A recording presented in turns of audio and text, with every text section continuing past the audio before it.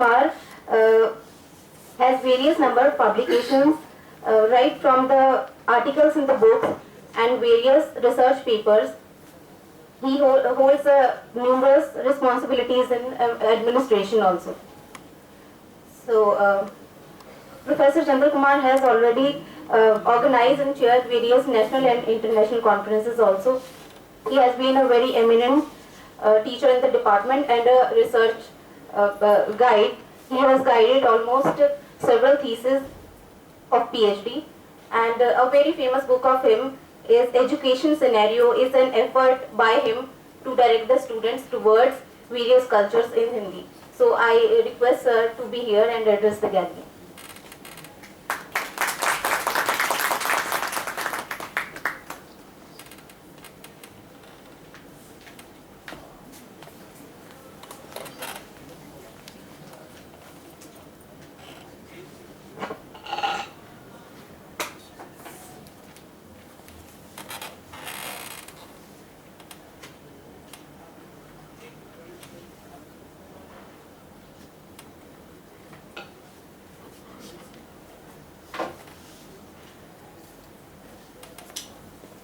इस कॉलेज के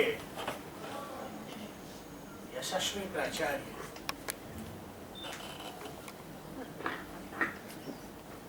और हम सबों के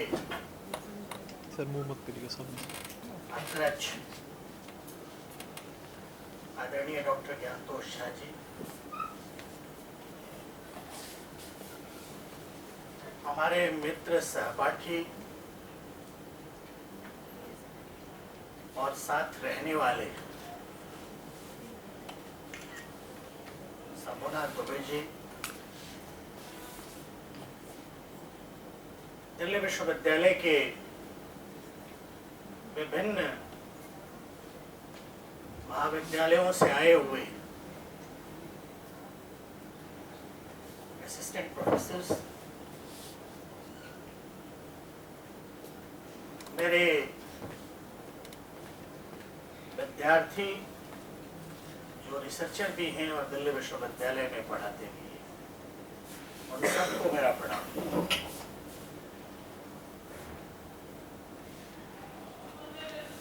भला हुआ आपने मुझे सीसीएस लागू होने से पहले बोलने के लिए बुलाया।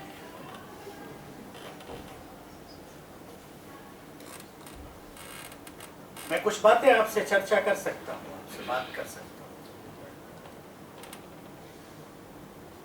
लोकतंत्र, विकास और भागीदारी, ऐसा विषय कुछ हमने चुना और आपने सहमति भी दी। फैकल्टी डेवलपमेंट प्रोग्राम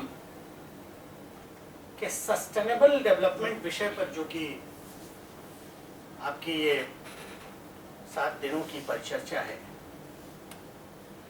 मैं लोकतांत्रिक समाज में विकास की दुश्वारियों पर, चुनावी किंतु परंतु पर आपसे मुखातिब होऊंगा। हमारी परंपराएं और हमारा समाज, चाहे ज्ञान की हो या संस्था निर्माण की, वो एक वैचारिक विमर्श का प्रतिफल है। इसलिए हमारे यहाँ ज्ञान आविष्कार नहीं है, उत्तराधिकार है। उपनिषद का अर्थ ही हुआ है साथ बैठकर चर्चा करना। मैं विश्वविद्यालय में नाटक पढ़ाता हूं, मेरी रोजी रोटी विश्वविद्यालय में हिंदी नाटक पढ़ाने से चलती है। हम लोग नाट्यशास्त्र पढ़ाते हैं। नाट्यशास्त्र की शुरुआत ही कुछ इस रूप में होती है कि भरत और उनके 100 पुत्र यानी शिष्य, 100 शिष्य आमने सामने बैठकर चर्चा करते। शिष्य उनसे जिज्ञासा करते और भरत उत्तर देते। शिष्य सवाल उठाते हैं, भरत जवाब देते। ज्ञान का विचार विनिमय होता है। भारत ऐसा नहीं लगाते। तो जब मैं ऐसा कह रहा हूं तो मेरा संकेत उस ओर है कि भारत में लोकतंत्र और विमर्श की परंपरा एक जीवन मूल्य की तरह है। हम शायद सभी इस देश में लोकतांत्रिक परंपरा और लोकतांत्रिक संस्थाओं के कारण हैं। मैं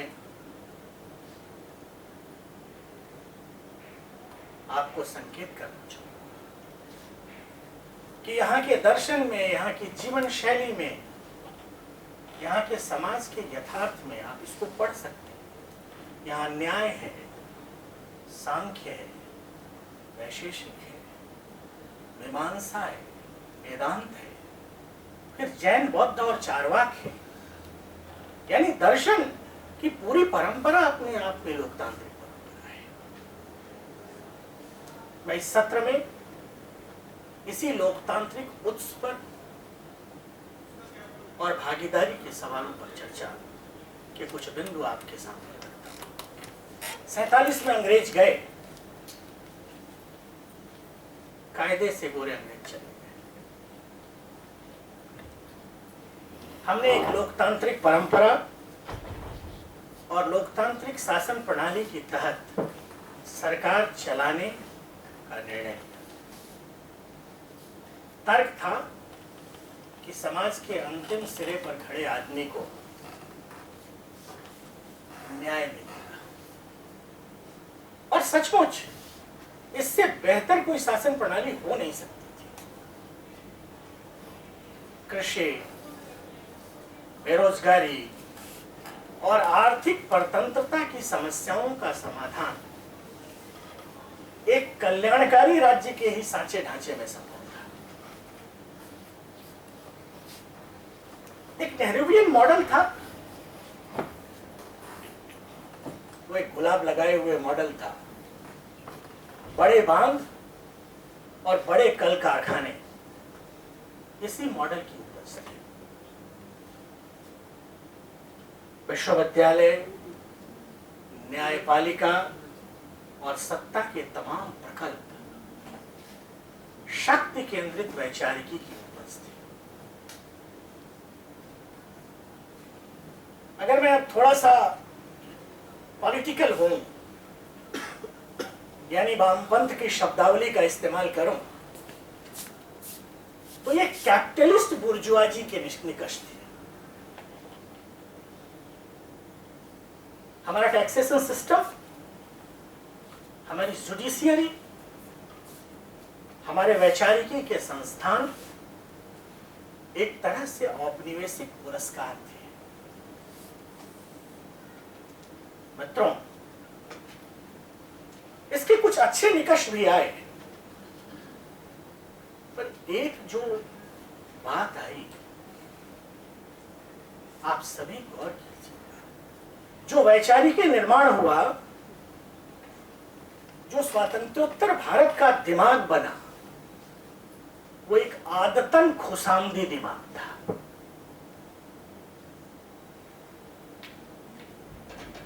एक आर्गुमेंटेटिव इंडियन का दिमाग वो नहीं था। भारतीय जीवन में तार्किकता और संदेह का प्रतिपक्ष था। जी जी, यस यस, एक आदतन खुशामदी दिमाग। हिंदी के एक कवि हैं तो समाजवादी पर कोट कर रहा हूं, रघुवीर सहाय। आज हमें चाहिए ऐसा अदब दिमाग जो आदतन खुशामदी न हो। हमारी संस्थाएं, हमारा लोकतंत्र और हमारे सत्ता के निकाय इस आदतन खुशामदी दिमाग के विक्टिम है। मित्रों, मैं जब ऐसा कह रहा हूं तो आपको बता रहा हूं, और आपको बता क्या रहा हूं, आप सब जानते हैं विद्वान लोग नहीं, कि लोकतांत्रिक समाज में जो लोकतांत्रिक दल पैदा हुए, स्वातंत्रोत्तर भारत के लोकतांत्रिक दलों में आंतरिक लोकतंत्र नाम की कोई चीज है ही नहीं। ये दरोवस्त वाम दक्षिण कहीं देख सकते हैं। और 80 और 90 के दशक में जो छोटे राजनीतिक दल पनपे, वो तो लगभग प्राइवेट लिमिटेड कंपनी की तरह थे। वहां एक सीईओ होता था और वो सीईओ लोगों को एम्प्लॉय करता था और वो प्रश्न का तो सवाल ही नहीं करता होता था। आप गौर कीजिए, यह पश्चिमी किस्म के सामंतवाद, मैं फिर जोर देकर कह रहा हूं कि पश्चिमी किस्म के सामंतवाद और पूंजीवाद का ज्वाइंट प्रकरण था। हम आपको पैसे दे रहे हैं, आप नायक नहीं हैं, हम जब चाहें आपको नायक बना सकते हैं। आप ABCD हैं, आपको सिंबल देंगे, आप माननीय बनिए, और आप माननीय बनिए तो आप मेरी बात कहिएगा। तो जितने माननीय स्वतंत्रोत्तर भारत में पैदा हुए, ये सब के सब आदतन खुशामदी दिमाग की उपज थे। मित्रों, मैं कई बार कहता हूं कि हमारे लोकतांत्रिक दल पश्चिमी सामंतवाद के कुकुर मुत्ते की तरह है। दरअसल अगर हमारे समाज को आप देखें और हमारे समाज के निकायों को आप देखें, तो हमारे समाज के निकाय कभी सत्ता केंद्रित निकाय रहे नहीं। पूरी परंपरा समाज केंद्रित रही है। एक राजा है, राजा राज शासन चला रहा है, जो निर्देशक है वो राज सत्ता से बाहर बैठा है, जंगल में बैठा हुआ है, वो ऋषि है, वो एक आर्ष परंपरा है। राजा गाहे बगाहे आर्ष परंपरा से सलाह लेता है। मित्रों, मैं बार बार कह रहा हूं कि जिस आइडिया ऑफ इंडिया, जिस भारत बोध को हमने अपनी परंपरा में पाया था, वो आइडिया ऑफ इंडिया सहभागिता की अवधारणा है, एक पार्टिसिपेटरी मोड है। हमारा जीवन विक्ट्री के लिए नहीं है, हमारा जीवन विजय के लिए नहीं है, हमारा जीवन सहभागिता के लिए है। और यही कारण है कि हमने राजनीतिक उपनिवेश नहीं बनाए। जावा, सुमात्रा, मलाया, कोरिया, जापान, हमने जाकर कोई सत्ता स्थापित नहीं की, हमने मन बदला, हमारी वैचारिकी वहां गई। हमारे लिए सत्ता राजनीतिक संस्थानों से और सत्ता निकायों से बाहर थी। यही कारण है कि द अदर जैसी अवधारणा पूरे भारतीय परंपरा में कहीं नहीं है। ऐसा नहीं है कि आप इस पुस्तक को नहीं मानते तो आप वध के काबिल हैं। नहीं, मैं अपने घरों में रहता हूं, मैं हनुमान जी की पूजा करता हूं, मेरी पत्नी दुर्गा की पूजा करती है, मेरा बच्चा किसी की भी पूजा नहीं करता और सब मिलकर हम हिंदू हैं। एक परंपरा रही है, अपने से बाहर को बर्दाश्त करने की परंपरा। आप कहेंगे कि हमने जो विकास के मॉडल दिए हैं उसमें असहमति को बर्दाश्त करने की परंपरा रही नहीं, बची नहीं। स्वतंत्रोत्तर भारत में कभी नहीं बची। और यही कारण है कि जब आप बड़े बांध बनाते हैं, आप नदियों को के धार को मोड़ते हैं, तो जो प्रभावित लोग हैं वो आपको विलेन नजर आते हैं, आप उनके स्वर को कुछ इस रूप में स्वीकारते हैं कि ये विकास विरोधी है, ऐसा नहीं होना चाहिए। मित्रों, हमारा समाज आनुभद्रा हरित्वा यन्तु विश्वतः, विश्व के सभी भागों के उदार विचार रखता है, ऐसा सोचने वाला और ऐसा मानने वाला समाज रहा है। लेकिन एक दुश्वारी रही स्वातंत्रोत्तर भारत की, और वो दुश्वारी है, वो दुश्वारी विकास की भी रही है। वो दुश्वारी है चुनाव। चुनाव आपको जीतना है तो आपको वोट बैंक बनाना होगा। वोट बैंक बनाने के लिए आपको समाज को टुकड़ों में बांटना होगा, एक कृत्रिम किस्म की अपेक्षाएं पैदा करनी। आप विचार कीजिएगा, सेकुलर, नॉन सेकुलर, अल्पसंख्यक, बहुसंख्यक, अगड़ा, पिछड़ा, दलित, गैर दलित, महादलित, अति पिछड़ा जैसी जो चीजें भारतीय समाज में एक राजनीतिक वैचारिकी के रूप में आई हैं, वो बहुत कुछ दबाव हमारे चुनाव का रहा है। मित्रों, इस पूरी प्रक्रिया में आइडिया ऑफ इंडिया गायब हो गया। आइडिया ऑफ इंडिया गायब हो गया तो भारत से जुड़े हुए सरोकार भी गायब हो गए। औपनिवेशिक सोच ने उत्पादन के संबंधों को, मानवीय गरिमा के प्रश्न को, पंचायती प्रणाली को अपनी गिरफ्त में लिया। चिंतन की जिस परंपरा पर यह समाज केंद्रित था, उस सर्वसमावेशी परंपरा का एक किस्म से निगेशन है। याद कीजिए शांति मंत्र। आप सब लोग अपने घरों में शांति मंत्र पढ़ते होंगे। शांतिरापः, शांतिरोषधयः, शांति वनस्पतयः, शांति विश्वदेवा, शांति ब्रह्म, शांति सर्व शांति, शांतिरेव शांति, सामा शांति। यानी अपनी जड़ चेतन की सामूहिकता और उस सामूहिकता के साथ विकास की गति में आगे बढ़ना, एक संवाद बना रहे। विकास एकांगी नहीं हो सकता है। एकांगी विकास कैंसरस होता है। ग्रोथ कैंसरस है। जैसे शरीर का कोई एक अंग बढ़ने लगे, एक बीमारी है श्रीमान। समाज का सर्वांगीण विकास ही उसे स्वस्थ बनाता है। बुरा मत मानिएगा, औपनिवेशिक विकास की अवधारणा ने हमारे समाज को कैंसरस बनाया। आजादी के बाद चुनाव जीतने के लिए एक एस्पिरेशनल पॉलिटिक्स शुरू की। एस्पिरेशनल पॉलिटिक्स समझते होंगे, आपकी भावनाओं को हवा देना, आप में सपने पैदा करना और उन सपनों की सवारी करना।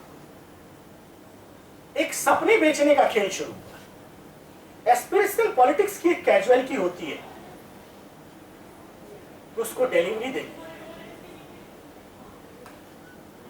अगर आप डिलीवरी नहीं देंगे तो सुसाइडल मोड में चली जाती है, आप उसके खुद विक्टिम हो जाते हैं। जनता राजनीतिक दलों और उनके वादों पर भरोसा करती रही, और जब ये दल और व्यक्ति सत्ता में आए तो हुई बरसात, तो बरसात ने दिल तोड़ दिया। एक शब्द है स्टेट क्राफ्ट, राज कौशल, सुराज कौशल। दुख के साथ कहना है कि स्वातंत्र्योत्तर भारत के राजनीतिक दल स्टेट क्राफ्ट को लैक करते हैं। राजनीतिक नारे को शासन की प्रणाली में बदलना, ये बड़ी बहस है कि विचारधारा और सत्ता के बीच क्या संबंध हो। राजनीतिक नारे को शासन की प्रणाली में बदलना एक कठिन और दुष्कर कार्य है। जैसे चुनाव में आप कह सकते हैं कि गरीबी हटाएंगे, काला धन लाएंगे, समाजवाद फैलाएंगे, पर जैसे ही आप सत्ता में आते हैं तो शासन की दुश्वारी आपके हाथ पांव फूलने लगते हैं। चुनावी प्रेम विवाह सत्ता में आते ही तलाक में बदलने लगता है। मित्रों, अगर आप मुझे थोड़ी सी छूट दें, मैं जानता हूं कि आपके मन में प्रश्न होंगे और उन प्रश्नों पर मैं चर्चा करने भी आया हूं। आखिर आपके यशस्वी प्राचार्य ने दिहाड़ी तय की है तो चर्चा तो करना ही है। इस स्वराज कौशल या स्टेट क्राफ्ट का अगर एक शब्दों में सर्वोज्वल उदाहरण है तो है रामराज्य। रामराज्य एक थियोक्रेटिक स्टेट नहीं है, एक पांथिक राज्य नहीं है, अपितु एक मूल्य नियंत्रित राजधर्म है, या nation with moral values. Gandhi ने इसको समझा था, इसलिए गांधी का पूरा चिंतन एक आदर्श राज्य का चिंतन, विकास और समाज के अंतिम सिरे पर खड़े हुए व्यक्ति के साथ न्याय करने का चिंतन राम और राम राज्य जैसे शब्दों में आता है। वहां अधिकार स्वायत्त नहीं है, दायित्व के प्रश्नों से मुक्त अधिकार की कोई अवधारणा नहीं है। वहां भोग त्याग के साथ है, तेन तक्तेन वंजिता। मित्रों, गांधी, पटेल, सुभाष बोस जो हमारे स्वतंत्रता के नायक रहे, ये कोई घुरऊ कतवारू मंगरू नहीं थे। सब बार एट लॉ बैरिस्टर लोग थे, संपन्न परिवारों से आते थे, पर जब उन्होंने सार्वजनिक जीवन को चुना तो त्याग को चुना। और यही कारण है कि हमारा पूरा समाज भोग के मूल्यबोध पर आधारित समाज नहीं है। आज भी हमारे समाज में भोगवादी से ज्यादा प्रतिष्ठित त्यागी है, जो त्याग करने वाला है। त्यागी मतलब त्याग करना। मित्रों, दुनिया की बड़ी लड़ाइयां संचय की लड़ाई, भोग की लड़ाई। हम एक समाज के रूप में त्याग के मूल्यबोध की प्रस्तावना करते हैं। धर्म को, राजदंड को धर्मदंड से नियंत्रित करने की प्रस्तावना करते हैं। इसलिए हमारा मूल्यबोध एक विकेंद्रीकृत अर्थव्यवस्था का समर्थक मूल्यबोध है। साधनों का जितना विकेंद्रीकरण होगा उतने ही कार्य अवसर बढ़ेंगे। आप याद कीजिए, आप सबने द्वितीय पंचवर्षीय योजना को पढ़ा होगा। वहां प्रस्तावना की गई कि द्वितीय पंचवर्षीय योजना का उद्देश्य समाजवाद को लाना है। यह समाजवादी समाज जिस रूप में भारत में बना, उसकी परिणति आप देख सकते हैं। जिसे रिवोल्यूशनरी होना था वो लुम्पेन हो गया। मित्रों, बेतरतीब शहर, नाली बनी हुई नदियां और उजड़े हुए जंगल स्वातंत्रोत्तर भारत के विकास के प्रमाण हैं। शहरों को हमने रहने लायक बनाया नहीं और गांवों को रहने लायक रहने नहीं दिया। शहर केंद्रित विकास और रोजगार के अवसर ने गांवों से अंधाधुंध पलायन को जन्म दिया। छोटा किसान शहरी मजदूर बन गया। जिस चीज को आप बार बार कहते हैं ना कि स्वातंत्रोत्तर भारत में शहरीकरण की गति इतने परसेंट है, इतने परसेंट है, वो शहरीकरण नहीं है। मूलतः आपने एक सम्मानित किसान को मजदूर बना दिया है। समाज का पारंपरिक ढांचा बिगड़ गया, महानगर झुग्गियों में तब्दील हो गए। हमारे महानगर फेसलेस सोसाइटी है। फेसलेस होना संस्कारहीन और मूल्यहीन लोगों के लिए स्वर्ग है। आपको कोई नहीं पहचानता, आप समाज के प्रति किसी उत्तरदायित्व में बंधे हुए नहीं है। खुल के खेलिए, यहीं बगल में चले जाइए, फिर जो करना हो। समाज का एक ढांचा टूट गया। हमारा देश भीड़ में तब्दील हो गया। नारा लगाती हुई भीड़, रैलियों में जाती हुई भीड़, दशहरे में रेलवे से मरती हुई भीड़, एक ऐसी भीड़। और इसने जो लोकतंत्र पैदा किया वो तमंचा पांडे पैदा किया।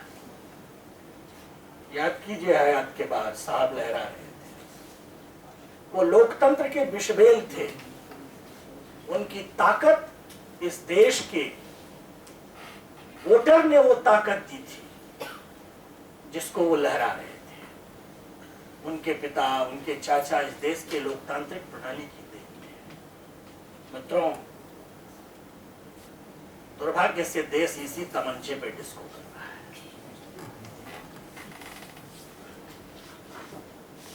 राजनीतिक लोकतंत्र की कोई भी कोशिश आर्थिक लोकतंत्र के बिना संभव नहीं है।